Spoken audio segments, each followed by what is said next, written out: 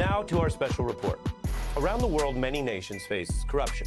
In the U.S., elites often tell themselves a story about America being exceptional or superior to other nations, when the facts show there is American corruption in voting rights, criminal justice, housing policy, a political system that faces legal corruption with some of the most expensive campaigns in the world, and many critiques of U.S. foreign policy, which brings us to this 1996 exchange between Louis Farrakhan and CBS's Mike Wallace.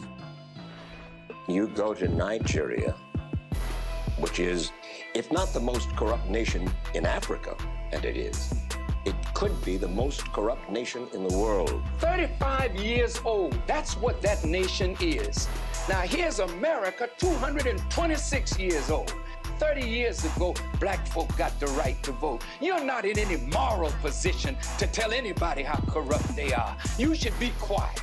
When you have spilled the blood of human beings, has Nigeria dropped an atomic bomb and killed people in Hiroshima and Nagasaki? Have they killed off millions of Native Americans? How dare you put yourself in that position as a moral judge?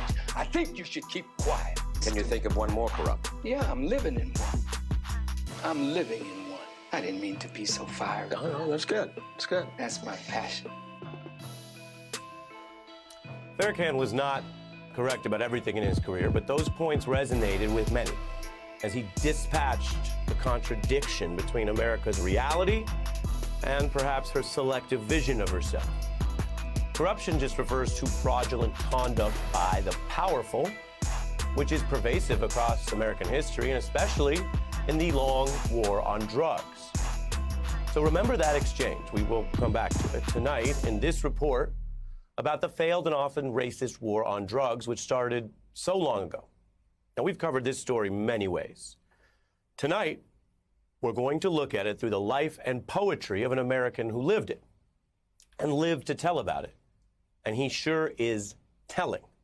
It's an American dream story, and you may know some of it, but you don't know all of it, especially since the story's not over.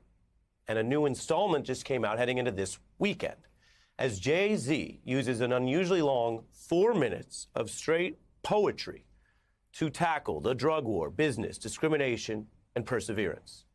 The poetry's spoken over a beat in a song with other artists. And I think you'll see why it's poetry as we go through it now. Jay, also known as Hove, marveling how he went from poverty to $1 billion and touting how those others basically came from his same space or crib.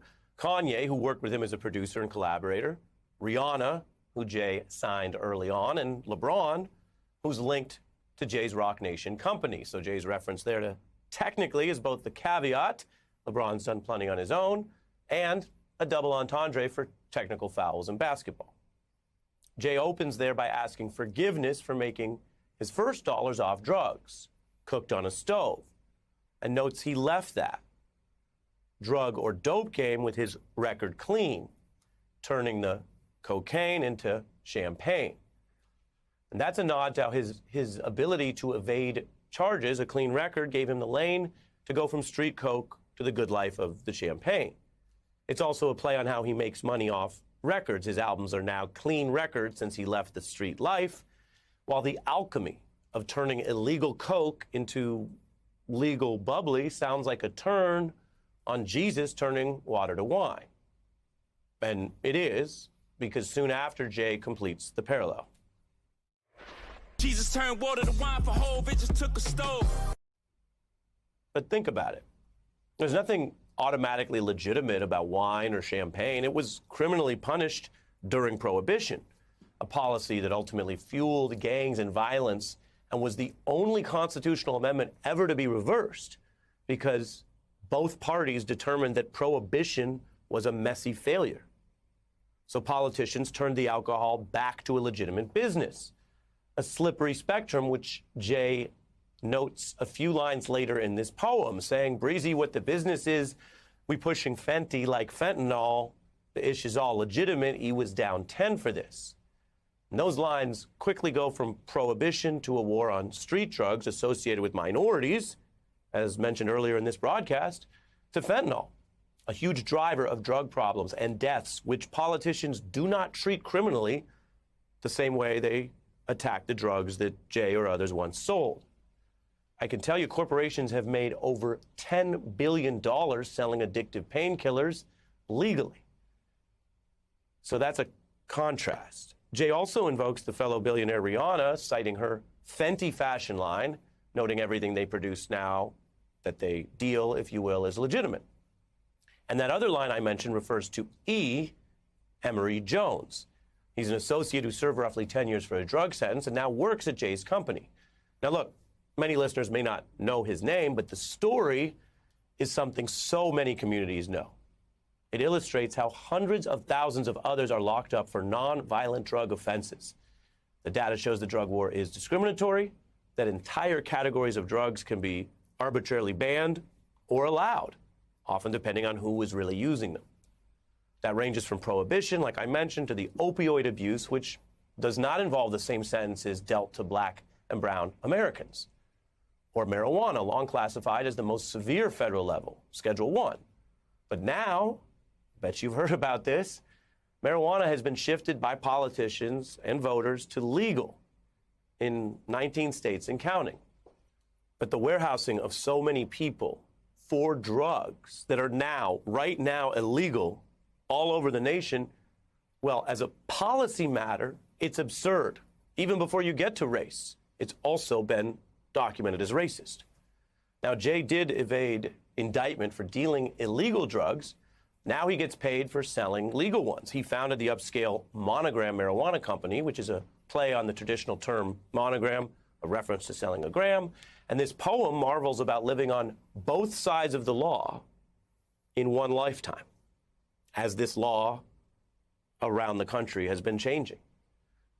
I want you to listen here as Jay conjures the image of a monogram joint in his pocket, while actual monograms are often embroidered on the breast pocket. Jay invokes being a writer. He's careful with his sentences, or bars as lyrics are called, because he lives now the legitimate life. Writing sentences, not jail sentences. Rap bars, not jail bars. And those jail bars come from the draconian laws, so he will clash with those who make the laws, he says. He calls that clash by the slang term smoke, which is also a play on the smoke he now sells legally. It's deep. This is a kind of elevated prism for these issues. I could tell you, we've interviewed many lawmakers who don't come close to this level of nuance about drug policy and its arbitrary and pernicious results. The same song then briefly explores how pain fuels growth. All this pain from the outside inspired all this growth within. Some new planes getting broken in. Highest elevation of the self. They the around and gave the right wealth. Now, those new planes could be just private jets. As Jay notes, you would need the right people to buy them, the right brothers with enough wealth, or a double entendre there apparently to the Wright brothers who invented plane travel. The same line cites another Jay business, the Paper Planes brand, which tees off a sort of childhood imagination when you fold a paper plane. Now, am I reaching? Well, art is always up for interpretation, but I could tell you Jay's longtime producer, Young Guru, decodes this part of the verse in a new video that was just posted online. You got to realize that everything being said here is a fact. Right. It's not aspirational no more. New planes getting broken in. Right. You know what I'm saying? Planes. So it's like, it's literally paper planes, brand. right? The Paper brand. brand. So new clothes, like when you try new clothes, you breaking in your clothes. This man just ordered a new plane. Oh my God. But then it's new planes getting broken in, new levels of existence. Yeah. All right, so if you're counting, that's airplanes, the planes company, paper planes, and planes of existence. Quadruple entendre. This poetry, like other great art, takes more time to fully understand than it takes to just see or hear on a first glance. And that is why many people say Jay remains the greatest of all time, known by the acronym GOAT. And by the end of this dense poetic verse, which just dropped on Friday, Jay admonishes his would-be judges or competitors as donkeys, a play on GOAT, but then makes a reference that takes us all the way back to where we began. Next time we have a discussion, who the GOAT, you donkeys know this. Forgive me, that's my passion talking. Sometimes I feel like Farrakhan talking to Mike Wallace. I think y'all should keep quiet. That's his passion talking. Jay invoking that classic moment we showed you to offset his own grandiose talk, asking forgiveness for being so strident, even as he meant every word. But notice what else he's doing. Ending this poem just as he began it when he asked forgiveness for dealing drugs in his youth. And notice what else he's doing. The Farrakhan parallel can apply just to proclaiming himself the greatest. That would be like, I think, a literal reading. Or maybe it could apply all the way back to this entire poem about America's drug war and Jay's own path. Think about it. Decades in, this billionaire entrepreneur with proven success, measurable success in music, media, sports, business, law, and politics, still finds he must explain basic facts about American corruption and racism to elite and white society. And many leaders and people still don't see it or refuse to face it. That kind of entitled ignorance, which can cause real damage to real people's lives, well, that might raise your ire, might get your passion talking. And if the facts are talking, well, it's a good time for people to listen, and then listen again and make sure you got the point.